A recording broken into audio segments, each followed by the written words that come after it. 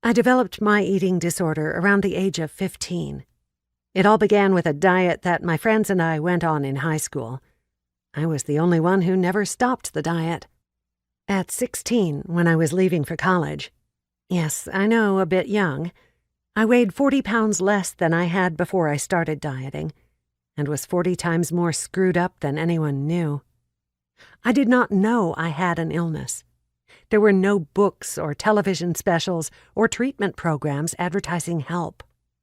My mom took me to a doctor to find out what was wrong, but my tests came back normal, validating my belief that I was okay, and everyone should just leave me alone and let me eat what I want. I felt proud of my weight loss. It was a sign of success and willpower that I could control my hunger and pass up fattening foods, even though it is more accurate to say that I was obsessed with food and thought about it day and night.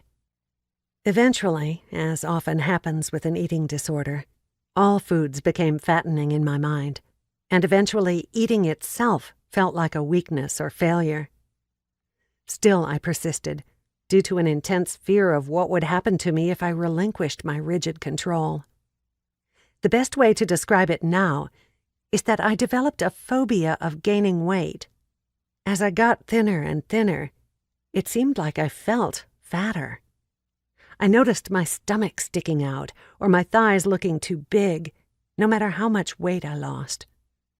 To get through the day eating as little as possible was the goal. It became so pervasive that I would not lick postage stamps for fear of the extra calories. Once I drank a sip of a regular soft drink that I thought was a diet soda, and when I realized my mistake, I felt panic. I felt like I was a disgrace, and like I had sinned. My mind had been completely taken over by an obsession with calories, weight, and food. I tell clients that it is like being brainwashed, but the good news is you can be deprogrammed. I want others to know that back then, I never would have imagined that I could turn it all around, that someday those behaviors would become old memories of a long-gone illness. I would never have imagined that one day I would be eating pasta and pizza, cake and candy bars, and whatever else I wanted, without any hesitation or bother. I would not have believed I would stop counting calories or weighing myself. Yet all of these things are true. And they can be true for you, too.